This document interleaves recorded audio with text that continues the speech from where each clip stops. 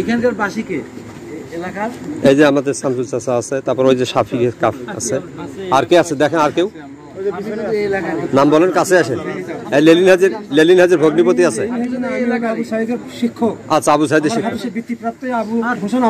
হ্যাঁ, আপনি একটু কথা বলেন।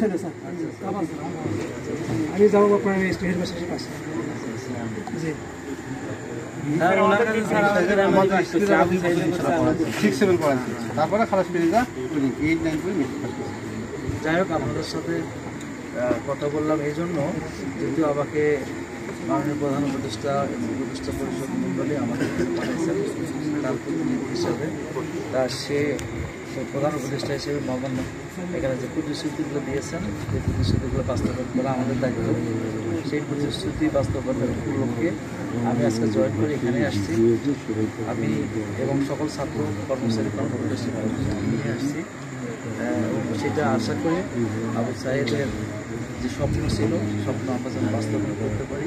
সেই স্বপ্ন যেন বেগম রোকেয়া বিশ্ববিদ্যালয় তার নামে উচ্চ শিখরে উঠতে পারে, সেই চেষ্টা আমরা করবো ইনশাল্লাহ। সেই শপথ আমরা আবু সাইদের বাড়ি থেকে নিচ্ছি, যাতে আমরা এই যাত্রা আমরা যেন সফল হই।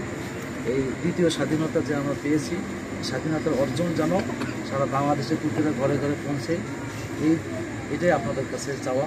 আপনাদেরকে দোয়া চাচ্ছি, সহযোগিতা চাচ্ছি, যাতে আমরা এই কাজটা সফল করতে পারি।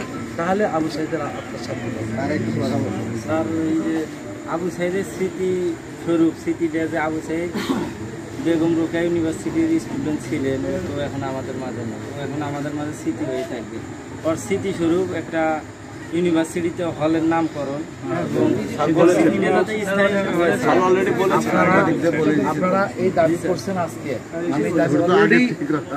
আমি তো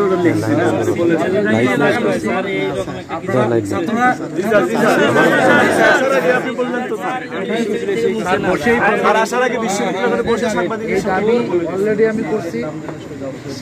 সেটা প্রথম হলটাই হবে আবু সাইদ, শহীদ আবু সাইদ। গেট দেওয়া যায় কিনা একটা, স্যার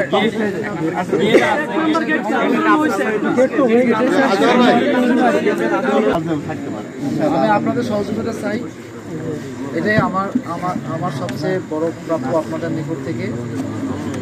সেই সহযোগিতা এই আবু সাইদের গ্রাম, আবু সাইদের পরিবার এবং আবু সাইদের নামে এখন পরিচিত হয়ে গেছে।